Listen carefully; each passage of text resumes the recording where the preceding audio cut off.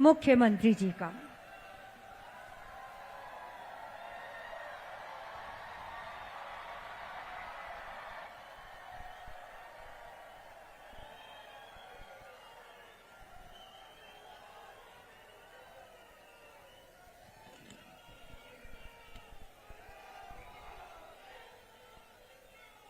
बोलिए भारत माता की। ऐसे नहीं, दोनों हाथों को ऊपर करिए और मुट्ठी बांधिए। और ये मैं देख रहा हूं, इसमें जो बीसी के माध्यम से जुड़े हैं उनसे भी कहना चाहता हूं, जो बीसी के माध्यम से हमारे विद्यालय जुड़े हैं वो भी दोनों हाथ खड़े करें और मुट्ठी भींचें और जोर से बोलें, भारत माता की, भारत माता की, भारत माता की, सरस्वती माता की, सरस्वती माता की, लक्ष्मी माता की, लक्ष्मी माता की, दुर्गा माता की, दुर्गा माता की, बंसी वाले की, गिरिराज धरण की, आप सभी की।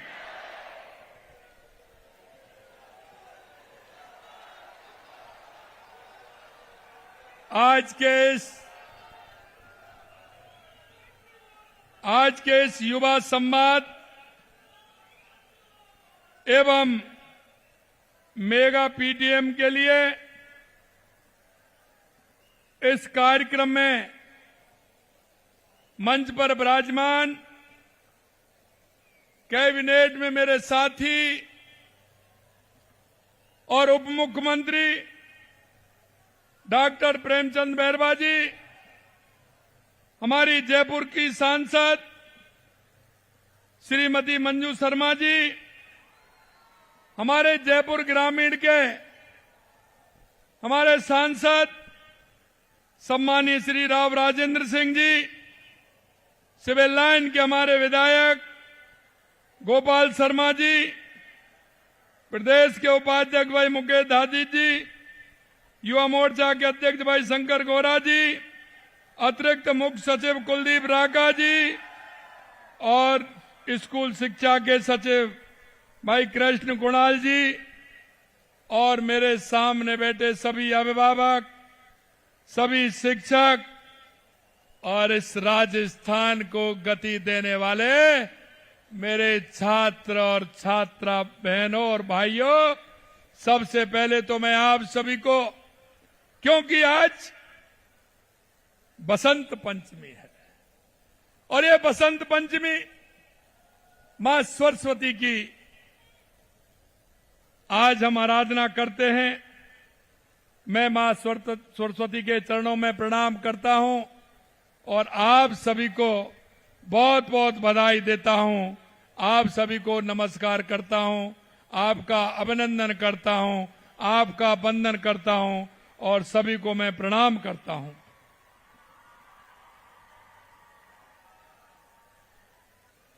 सम्मानित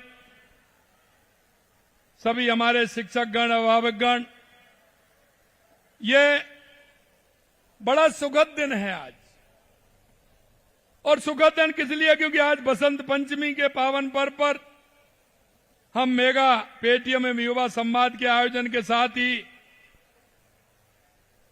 हम सब विद्या की देवी मां सरस्वती की आराधना कर रहे हैं, लेकिन साथ में ही एक तरफ आजाद हिंद फौज के संस्थापक, आजादी की लड़ाई के महान सेनानी सुभाष चंद्र बोस जी का जन्मदिन भी है। मैं उनको भी नमस्कार करता हूं और मां सरस्वती का भी वंदन करता हूं। मेरे प्यारे भाइयों, ये बसंत पंचमी का पर्व नव चेतना का पर्व है, नव सृजन का पर्व है, नव संकल्प का प्रतीक है। और आज मैं मेरे प्रदेश के सभी विद्यार्थियों से, सभी छात्र और छात्राओं से मैं आज कहना चाहता हूं कि वो हमारे इस प्रदेश को और देश को आगे आप बढ़ाते रहेंगे, यह मुझे विश्वास है। राष्ट्र की मजबूती के लिए, प्रदेश की मजबूती के लिए, क्योंकि हमारा छात्र हमारा भविष्य है और हम भविष्य को संभाल करके कैसे आगे बढ़ा सकते हैं। अगर हमारा भविष्य सही होगा तो हमारा प्रदेश भी अच्छा होगा और हमारा देश भी अच्छा होगा। इसलिए मैं आपसे आज के इस कार्यक्रम के माध्यम से हमारी सांस्कृतिक विरासत से लेकर के हमारी राष्ट्रीय चेतना तक हम आपसे कहना चाहते हैं कि जब तक आप इस उम्र में हमारे राष्ट्र के बारे में, हमारे प्रदेश के बारे में, हमारे जिले के बारे में, हमारी संस्कृति के बारे में, हमारे उन महापुरुषों के बारे में, हमारी विरासत के बारे में अगर नहीं जानेंगे तो हम हमारी कई चीजों को भूलते चले जाएंगे। मेरा आप सभी से आह्वान है कि पहले हम हमारे गांव को, हमारी तहसील को, हमारे जिले को, हमारे प्रदेश को, हमारे देश को पूरी तरह से जाने। हमारे उन महापुरुषों ने हमारे इस देश के लिए क्या किया है उसको भी हमें पहचानना होगा, उनके मार्गदर्शन को हमें सीखना होगा। उन्होंने जो किया है और उनकी जो हमसे अपेक्षाएं थी, क्योंकि उन्होंने तो आजादी की लड़ाई लड़ी थी, लेकिन उन्होंने किसके लिए लड़ी? वो हमारे और आपके लिए लड़ी थी। लेकिन उनके सपनों को पूरा करने का भी काम हम सबको मिलकर के करना है। आज के दिन राजस्थान की शिक्षा व्यवस्था के लिए एक ऐतिहासिक अवसर है। आज इस पावन अवसर पर प्रदेश में 75 लाख विद्यार्थियों द्वारा सामूहिक सरस्वती वंदना कर शिक्षा की देवी को नमन किया है। यह कार्यक्रम शिक्षा में सहभागिता, संवाद, सामूहिक उत्तरदायित्व की एक नई परंपरा की शुरुआत है। यशस्वी प्रधानमंत्री नरेंद्र मोदी जी ने उनकी वीरता को, मैं आज बसंत के साथ साथ, जैसा मैंने कहा, आजाद हिंद फौज के संस्थापक, आजादी की लड़ाई के महान सेनानी सुभाष चंद्र बोस की जयंती भी है। यह संयोग है, इसलिए यशस्वी प्रधानमंत्री नरेंद्र मोदी जी ने, आपने देखा, उनकी वीरता को नमन करते हुए उनकी जयंती को पराक्रम दिवस के तौर पर मनाने की शुरुआत की है। क्यों? कि हमारे सुभाष चंद्र बोस जी हमारे ऊर्जा के स्रोत हैं, और वो ऊर्जा के स्रोत इसलिए हैं कि उन्होंने देश की आजादी के लिए आजाद हिंद फौज का निर्माण किया था। देश की आजादी के लिए उन युवाओं को, जो युवा देश की आजादी के लिए राष्ट्र प्रेमी थे, उनको जगा करके आजादी का बहुत बड़ा योगदान देने का और उनको एक साथ लेकर के चलने का काम हमारे सुभाष चंद्र बोस जी ने किया, ताकि देश का युवा उनके जीवन और पराक्रम से प्रेरणा लेकर राष्ट्र निर्माण में अपना योगदान दे सके। हमें सुभाष चंद्र जी से भी सीखना है। युवा शक्ति किसी भी राष्ट्र और राज्य की सबसे बड़ी पूंजी होती है। देश और प्रदेश की तरक्की में युवाओं की निर्णायक भूमिका रही है और आजादी की लड़ाई में भी हमारे युवा जो थे, उनकी बहुत महत्वपूर्ण योगदान रहा है। युवा देश के वर्तमान भी है और युवा देश का भविष्य भी है। यशस्वी प्रधानमंत्री नरेंद्र मोदी जी के नेतृत्व में आज का भारत अमृत काल से गुजर रहा है। आत्मनिर्भर भारत, नवाचार और वैश्विक नेतृत्व की ओर हमारा देश तेजी से आगे बढ़ रहा है। इस अमृत काल में देश और प्रदेश को विकसित बनाने का दायित्व सबसे अधिक आप युवाओं के कंधों पर है। युवा जब करवट बदलता है तो निश्चित रूप से बदलाव होता है। मैं युवाओं से कहना चाहता हूं कि आप आइए, आगे आइए और हमारे प्रदेश को और देश को आगे बढ़ाइए। इसके लिए हमारी सरकार युवाओं की शिक्षा, कौशल और विकास, रोजगार और स्वरोजगार के लिए अनेक तरह के प्रोत्साहन दे रही है। 1 लाख से अधिक पदों पर नियुक्ति प्रदान की गई है और विभिन्न संवर्गों में 1,43,000 पदों पर भर्ती प्रक्रियाधीन है। और निजी क्षेत्र में भी हमने 2.5 लाख युवाओं को रोजगार दिया है। और आपने अभी देखा है, अभी हमने, क्योंकि स्वामी विवेकानंद जी की जयंती 12 जनवरी को 1 लाख भर्तियों का कैलेंडर भी हमने निकाला है। मैं युवाओं को विश्वास दिलाना चाहता हूं कि आपको चिंता करने की जरूरत नहीं है। राजस्थान के अंदर युवा को अगर नौकरी करेगा तो सरकारी नौकरी भी देंगे, प्राइवेट तौर पर भी देंगे। और हम चाहते हैं कि हमारा युवा नौकरी लेने वाला नहीं, नौकरी देने वाला भी राजस्थान का युवा बने, नौकरी देने वाला भी बने। इसके लिए भी हम एक युवा नीति लेकर के आए हैं और हम चाहते हैं कि हमारा युवा हमारी योजनाओं का फायदा लेकर के, क्योंकि हम जानते हैं, हम युवा की स्थिति जानते हैं और युवा हमारा करना चाहता है, लेकिन उसको मार्गदर्शन की आवश्यकता होती है, उसे अर्थ की आवश्यकता होती है। हमारी सरकार उनका मार्गदर्शन भी करेगी और उनको अर्थ उपलब्ध कराने का काम भी हमारी सरकार करेगी। ये भी मैं आपसे कहना चाहता हूं। 71 नए राजकीय महाविद्यालयों की स्थापना की गई है। संभाग स्तर पर युवा साथी केंद्र स्थापित कर युवाओं को कैरियर मार्गदर्शन किया जा रहा है। प्रदेश के खिलाड़ियों को आगे बढ़ने का अवसर प्रदान करने के लिए राजस्थान में खेलो इंडिया यूनिवर्सिटी गेम का सफल आयोजन किया गया है। हमने युवाओं के सर्वांगीण विकास के लिए राजस्थान युवा नीति और रोजगार नीति भी लागू की है, जिससे हमारे युवा को भटकना नहीं पड़े, उसके लिए भी हम काम कर रहे हैं। हम चाहते हैं कि हमारा युवा रोजगार मांगने के साथ ही रोजगार देने वाला बने। इसके लिए मुख्यमंत्री युवा स्वरोजगार योजना की भी शुरुआत हमने की है। राज्य में 18 से लेकर के 45 वर्ष के आयु के युवाओं को ब्याज मुक्त ऋण प्रदान करके उद्यमता के प्रेरित करना इस योजना का मुख्य लक्ष्य है। क्या उनको 18 साल से लेकर के 45 साल तक ब्याज मुक्त ऋण देने का काम हमारी सरकार करेगी। मैं मेरे युवा भाई बहनों से कहना चाहता हूं, आप आइए, आप अपना निजी काम करिए, हमारी सरकार पूरी तरह से आपके साथ है। करीब 2 लाख, हमने 2 लाख युवाओं को इंटर्नशिप करवाई गई है। 3,37,000 से अधिक युवाओं को कौशल प्रशिक्षण दिया गया है। 65 आई स्टार्टअप लॉन्च पैड नेस्ट स्थापित किए गए हैं। 658 स्टार्टअप को करीब 22.5 करोड़ रुपए की सहायता प्रदान की गई है। हमारा युवा प्रदेश की अर्थव्यवस्था को मजबूत बनाने में भी अपना योगदान दे रहा है। प्रदेश के युवाओं को पर्यटन, मार्गदर्शक, दुभाषीय अनुवादन जैसे रोजगारोन्मुखी क्षेत्रों में अवसर मिले। इसके लिए हम, क्योंकि दूसरे क्षेत्रों में, दूसरे देशों में जाते हैं तो भाषा की बड़ी समस्या होती है, हम भाषा में कुशलता प्राप्त करना जरूरी है। उसके लिए भी हम राजस्थान के अंदर दूसरे जो देश है उनकी भाषा का विद्यालय खोल करके उस भाषा का ज्ञान कराने का भी काम करेंगे, जिससे हमारे युवा बाहर किसी देश में जाकर के भी काम कर सकते हैं। इस आवश्यकता को पूरा करने के लिए हमारी सरकार द्वारा राजकीय महाविद्यालयों में अध्ययनरत विद्यार्थियों के लिए मैं आज जयपुर में विदेशी भाषा संचार कौशल स्कूल खोलने की घोषणा भी आज आपके माध्यम से मैं करता हूं। मां सरस्वती की वंदना के इस पर्व पर हमने प्रदेशवासियों को 1,000 करोड़ से अधिक की सौगात दी है।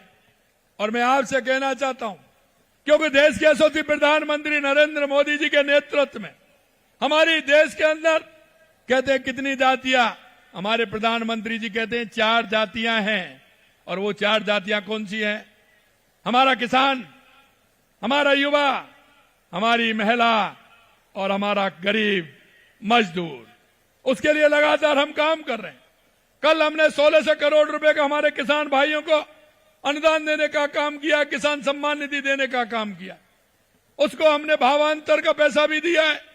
एक तरफ हमने हमारी माता बहनें जो किसान हैं लेकिन उनका पशुपालन उनकी आर्थिक स्थिति को मजबूत करता है, उसके लिए भी 5 रुपए लीटर का अनुदान देने का काम हमने कल किया है।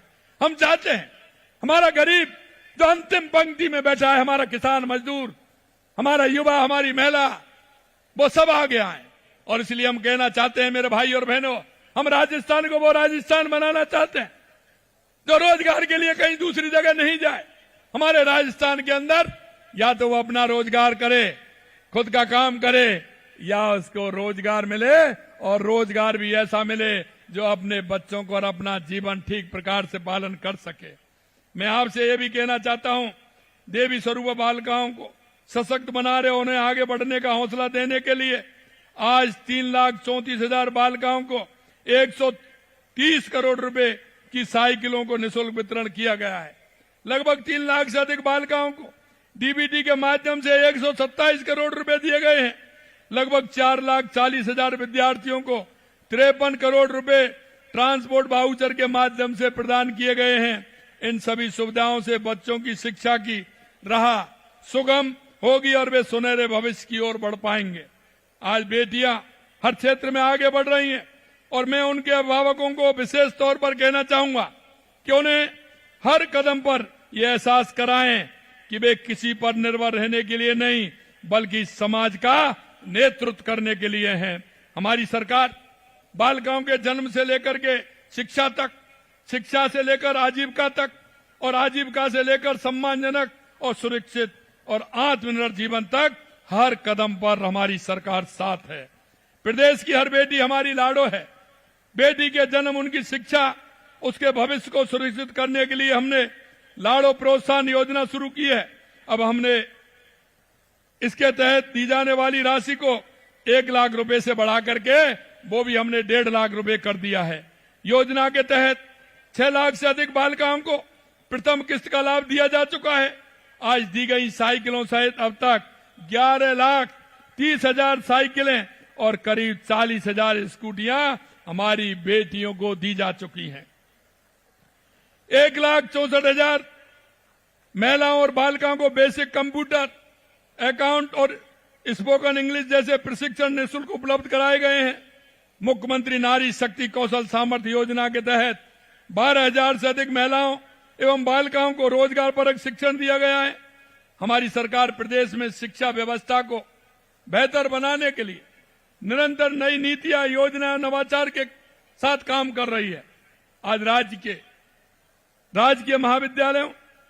विद्यालयों में एक साथ आयोजित मेगा पेटीएम राजस्थान को शिक्षा के क्षेत्र में एक नई दिशा देने वाला है। मैं आज के इस कार्यक्रम के माध्यम से हमारे सभी विद्यार्थियों से, अभिभावकों से और शिक्षकों से आग्रह करना चाहता हूं, क्योंकि हम अगर थोड़ा सा ध्यान देंगे तो निश्चित रूप से हमारा प्रदेश मजबूती की ओर आगे बढ़ेगा। ये विद्यार्थी हमारे राजस्थान का, हमारे देश का भविष्य है। अगर इसको ठीक तरह से हम संभालेंगे तो आने वाले समय में हमारा राजस्थान भी मजबूत होगा और हमारा देश भी मजबूत होगा। मैं मेगा पेटीएम में अभिभावकों को अपने बच्चों के शैक्षणिक सर्वांगीण विकास से संबंधित जानकारी सीधे शिक्षकों से प्राप्त हो रही है। यह संवाद शिक्षक, अभिभावक और विद्यार्थी तीनों के बीच विश्वास और सहयोग की मजबूत कड़ी स्थापित करता है और विद्यालय के प्रति समाज के दृष्टिकोण को सकारात्मक रूप में परिवर्तित करता है। क्योंकि विद्यालय का वातावरण बनाने के लिए आवश्यकता है कि अभिभावक भी उसमें जुड़े। शिक्षक के साथ जब अभिभावक जुड़ेगा तो हमारा विद्यालय का वातावरण अच्छा बनेगा।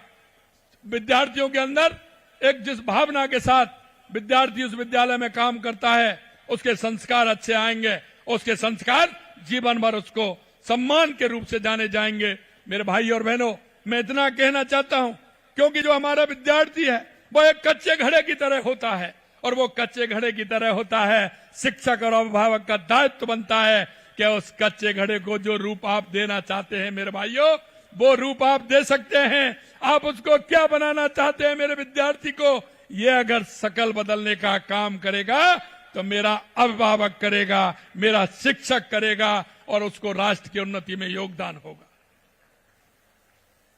मेगा पेटीएम के अवसर पर राज्य के सभी राजकीय विद्यालयों में कृष्ण भोग का आयोजन भी किया गया है।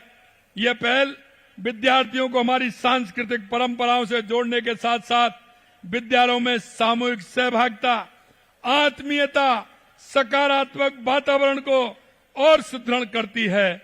मैं साथ ही प्रदेश के विद्यालयों में निपुण मेला आयोजित किए जा रहे हैं। निपुण राजस्थान कार्यक्रम के अंतर्गत 1 से 5 तक के विद्यार्थियों की पठन, लेखन, गणना क्षमता को गतिविधियां प्रदर्शनों और सहभागिता के माध्यम से प्रस्तुत किया जा रहा है।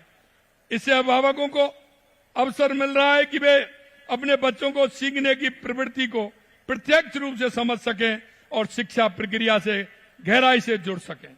मित्रों, हम सभी का यह भी दायित्व बनता है, क्योंकि जब छोटा बच्चा होता है उसको जो आप सिखाओगे वो सीखेगा। मेरा इसलिए कहना है क्योंकि विद्यालय में वो 8 घंटे रहता है, लेकिन अभिभावक के पास 16 घंटे रहता है। वो आपके काम भी देखता है, आपकी चाल भी देखता है, आपके विचार भी सुनता है। ये विचार ऐसे होते हैं जीवन भर उसको याद रहते हैं। मैं आपसे ये भी कहना चाहता हूं कि जो हम सिखाएंगे, जो हम करते हैं, वो ही हमारा विद्यार्थी सीखता है। इसलिए हम भी इस बात का ध्यान रखें कि हमारे जीवन में हमारा बेटा अच्छा बनना चाहिए, लेकिन अच्छे बनने की कल्पना आपकी है, लेकिन अच्छे बनाने की कल्पना भी आपके मन में होनी चाहिए कि मुझे कैसा बनाना है। तो आपको भी अपने विचारों में कुछ परिवर्तन करना होगा, उसके काम में भी परिवर्तन करना होगा। ये मेरे अभिभावकों, मैं आपसे भी कहना चाहता हूं, आपके दिन भर की क्रियाकलाप होती है, जो बच्चा उन सभी को सीखता है, हमें भी उनके लिए कुछ ना कुछ ऐसा करना चाहिए कि जो हमसे वो सीखे वो उसके जीवन भर में उतारे और जिससे हमारे राष्ट्र को मजबूती की तरफ ले जाए। साथियों, अभिभावक, शिक्षक और विद्यार्थियों तीनों मिलकर शिक्षा की त्रिवेणी बनती है, और यह त्रिवेणी बन करके एक कुंभ का रूप लेती है। और जब कुंभ लगता है तो उससे जो सांस्कृतिक विरासत निकलती है, और वो सांस्कृतिक विरासत देश नहीं दुनिया में अपना प्रताप छोड़ती है। मुझे विश्वास है कि आपकी ये त्रिवेणी, इस भारत माता की, जो स्वामी विवेकानंद जी ने कहा था कि उठो जागो और इस देश दुनिया पर छा जाओ, यह त्रिवेणी उसी काम को करेगी और हमारा विद्यार्थी देश दुनिया में छा करके इस मां भारती का नाम रोशन करने के लिए आगे आएगा और इस मां भारती का नाम रोशन करेगा। अभिभावक बच्चों के प्रथम गुरु होते हैं। शिक्षक उनके व्यक्तित्व को दिशा देते हैं और विद्यार्थी दिशा पाकर अपने परिश्रम पर अपनी मंजिल तय करते हैं। शिक्षा तभी सार्थक बनती है जब इसमें अभिभावक, शिक्षक और विद्यार्थी तीनों सक्रिय भागीदारी निभाते हैं। मैं आप सभी अभिभावकों को कहना चाहूंगा कि बच्चों पर अत्यधिक अपेक्षाओं का बोझ डालने की बजाय उनकी रुचि, प्रतिभा और क्षमता को समझना जरूरी है। और ये मैं इसलिए कहना चाहता हूं कि विद्यार्थी से पहले अभिभावक अपने मन में ठान लेता है कि मेरे विद्यार्थी को मुझे क्या बनाना है। अरे ये बोझ मत डालिए, ये बोझ उस बच्चे पर ही रहने दीजिए कि वो अपने जीवन में क्या बनना चाहता है। और मैं आपसे कहना चाहता हूं मेरे भाई और बहनों, ये मैं आपको ये बात ध्यान रख लेना, आप अपनी मेहनत कर सकते हैं, आप मेहनत करिए, आपको निश्चित रूप से मिलेगा, लेकिन उदासीन रहने की आवश्यकता नहीं है। निराशा आपके जीवन में नहीं आनी चाहिए, क्योंकि अगर एक काम बंद होता है तो 10 दरवाजे खुलते हैं। इसलिए किसी के मन में निराशा नहीं हो। और आप चिंता मत करिए, आप चिंता मत करिए, आपका ये भाई, आपका ये चाचा, आपका ये काका हर पग पर आपके साथ है, हर पग पर आपके साथ है, हर पग पर आपके साथ है। आपको चिंता करने की आवश्यकता नहीं है, निराश होने की आवश्यकता नहीं है। कभी कभी अच्छे करने के लिए कुछ होता है, मन में यह धारणा कर लीजिए कि जो भी होता है वो अच्छे करने के लिए होता है। हो सकता है कि ईश्वर आपको और अच्छा बनाना चाहता है, इसलिए आपको असफलता दी है। उस असफलता को भी सफलता में बदलने का काम करना है। आपको किसी भी तरह से निराश नहीं होना है और अपने सपनों को पूरा करना है। ये भी मैं आपसे कहना चाहता हूं। बच्चों को सुने, अभिभावकों से भी मैं कहूंगा उनकी बातें करें। प्रतिस्पर्धा में के समय असफलता से डरने की बजाय उनको सीखने का साहस दें। शिक्षकों की भूमिका भी आज केवल पढ़ाने तक सीमित नहीं है। अरे उनका मार्गदर्शन करने की आवश्यकता है। उनका मार्गदर्शन करते हुए हमारे बच्चों को कैसे आगे बढ़ा सकते हैं। आप मार्गदर्शक हैं, आप प्रेरक हैं और आप मेंटर हैं।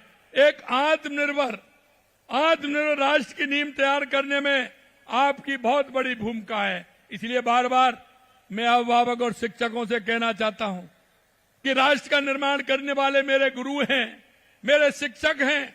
मैं उन शिक्षकों को प्रणाम करता हूं, नमन करता हूं कि आप इस राष्ट्र के भाग्य विधाता हो। आप उनको क्या सिखाना चाहते हैं वही वो सीखेंगे। आप अपने कर्तव्य का बोध देते हुए कि मुझे कैसा मेरे राष्ट्र बनाना है, कैसे मेरे माता पिता की सेवा करनी है उनको, ये सारे संस्कार अगर आते हैं तो अब बाबा अगर गुरु से आते हैं। इसलिए दोनों से ही अपील करना चाहता हूं। शिक्षा केवल किताब का ज्ञान नहीं बल्कि एक भरोसा है जो आप अपने विद्यार्थियों के मन में पैदा करते हैं। आप विद्यार्थी के भीतर छिपी संभावनाओं को जगाकर उसका जीवन बदल सकते हैं।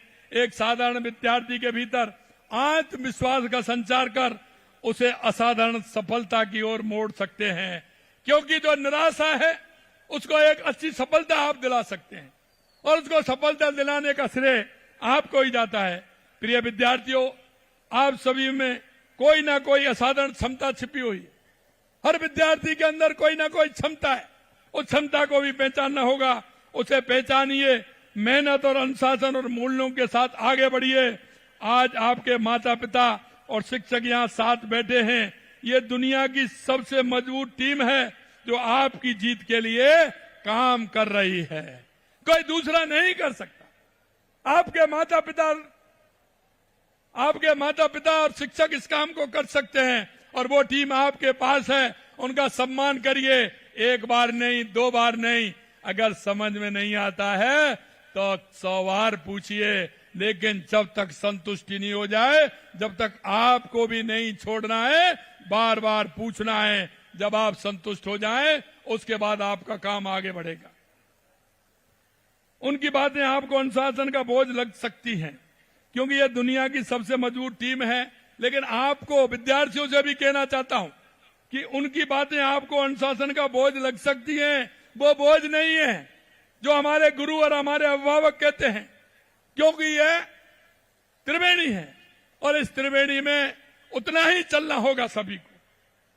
लेकिन यकीन मानिए वे आपकी नींव को मजबूत कर रहे हैं ताकि आपका भविष्य ऊंची उड़ान भर सके। मैं उनसे अपनी बातें साझा करें, अपना डर बताएं, उनकी सीख को अपनाएं, उनको अपना सारथी बनाएं। प्रतिस्पर्धा को खुद पर हावी नहीं होने दें। आपकी असली प्रतिस्पर्धा है तो वो और किसी से नहीं है, स्वयं से है। स्वयं अपनी प्रतिस्पर्धा बढ़ाइए और अगर स्वयं अपनी प्रतिस्पर्धा बढ़ाओगे तो आपने जो सपना देखा है उसको पूरा कर पाओगे। आज आप युवाओं से संवाद करके मुझे अपार संतोष का अनुभव हुआ है और ये विश्वास मजबूत हुआ है कि हमारा प्रदेश का भविष्य आप युवाओं के उज्जवल हाथों में है। हमारी सरकार हर कदम पर प्रदेश के विद्यार्थियों और युवाओं के साथ खड़ी है। लगातार आप देख रहे हैं। लेकिन मैं कहना चाहता हूं, यह मैं आपको इसलिए भी कहना चाहता हूं, पिछले 5 साल आपने पिछली सरकार को देखा था, युवाओं के साथ कुठाराघात होते थे, उनके पेपर लीक हो जाते थे। युवा क्या मन में सोचता था, मैं आपसे इतना ही कहना चाहता हूं, जब उनके लोग पकड़े जा रहे हैं, लगातार हो रहे हैं ना, कभी 19 की आती है तो कभी 20 की आती है, कभी 21 की आती है। अरे मेरे युवा भाइयों, विद्यार्थी साथियों, मैं आपसे इतना ही कहना चाहता हूं, आपके सपनों को रौंदने वाले को चाहे वो कितना भी बड़ा हो, किसी भी तरह से नहीं बख्शा जाएगा, कैसे भी नहीं बख्शा जाएगा। और आने वाली पीढ़ी को मैं विश्वास दिलाता हूं, आप मन से पढ़िए, आगे आइए। आपको किसी भी समस्या का समाधान नहीं करना होगा। आपकी मेहनत आपके साथ है और वो मेहनत निश्चित रूप से रंग लाएगी। मैं ये भी कहना चाहता हूं, क्योंकि मैं देख रहा हूं 2-3 दिन से हमारे विरोधी जिस तरह से, क्योंकि उन पर कुछ नहीं होता है, वो ये ना, वो क्या करते हैं, वो सिर्फ ये कर रहे हैं कि ये तो हमारे समय में नहीं था, ये तो उनके समय में था। अरे भाई, ये तो समय गणित का समय, ये कहीं जाएगा क्या? आप बताइए, ये तो गणित का समय है, कब होगा कब नहीं होगा ये तो पूरा पता लग जाएगा। और मैं आपको भी कहना चाहता हूं, आप इतने जोर से कह रहे हैं, मैं भी जोर से ही कह रहा हूं आपको, अरे कितना भी बड़ा हो, अगर जिसने गलत किया है, चाहे अधिकारी हो चाहे कोई नेता हो, चाहे कोई कैसा भी व्यक्ति हो जिन्होंने मेरे युवाओं के साथ चोट की है, उसको किसी भी प्रकार से नहीं छोड़ा जाएगा, नहीं छोड़ा जाएगा। क्योंकि आपको पता नहीं है, क्योंकि आप नहीं जानते हैं, मेरे उस किसान की पीड़ा को नहीं जानते हैं, मेरे उस गरीब की पीड़ा को नहीं जानते हैं, जो मेरा गरीब रात के अंधेरे में मेरे विद्यार्थी को पढ़ाने के लिए पड़ोस के किसी भाई से सूद पर पैसा लेकर के आता है, उसको नहीं जानते हैं। मैं जानता हूं, मैंने देखा है, मैंने भोगा है, इसलिए उसके सपनों को कैसे भी रौंदा नहीं जाएगा।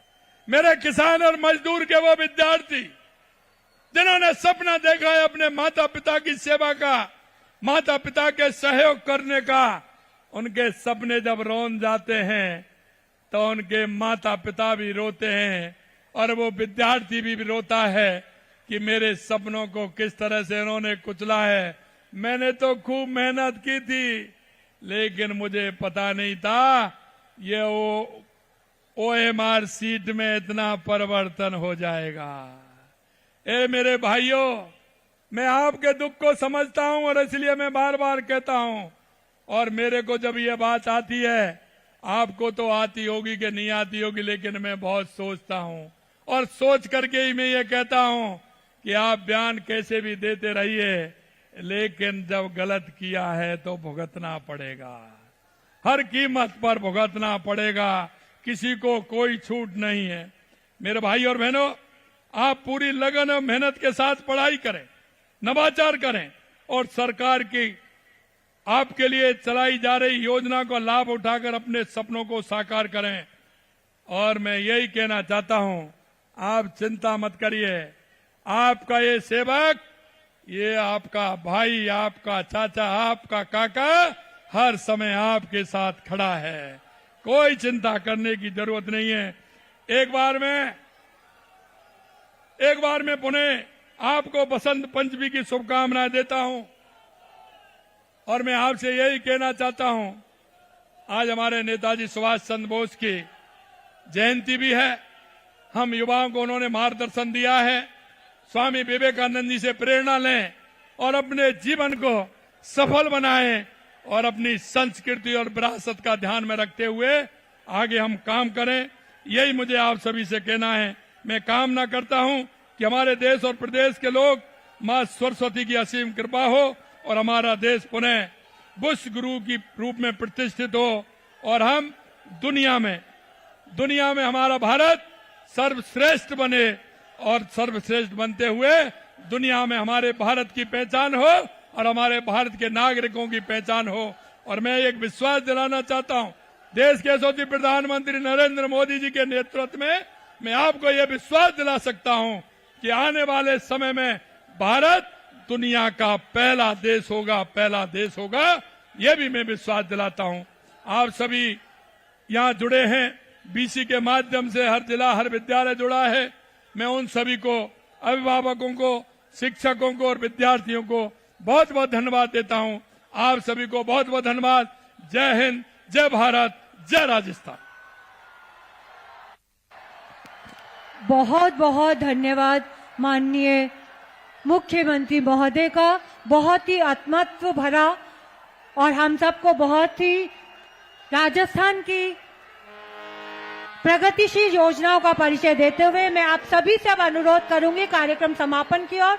आप सभी अपने अपने स्थान पर खड़े हो जाएं। सावधान की मुद्रा में हम राष्ट्रगान के साथ